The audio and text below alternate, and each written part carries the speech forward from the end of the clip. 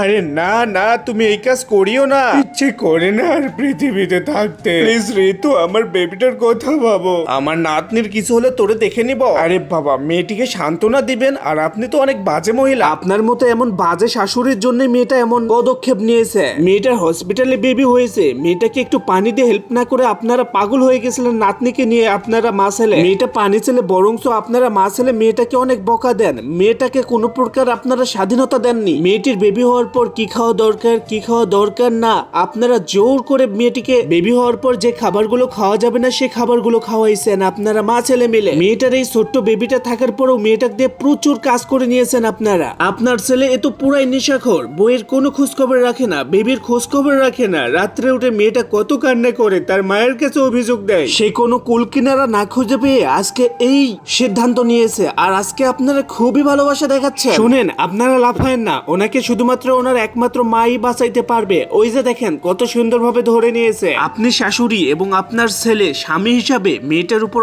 অনেক দায়িত্ব। মেয়েটাকে একটু মানসিক শান্তি দেওয়া। কি বলো বন্ধুরা? তোমরা জানাই দাও কমেন্ট বক্সে, লাইক সাবস্ক্রাইব করো।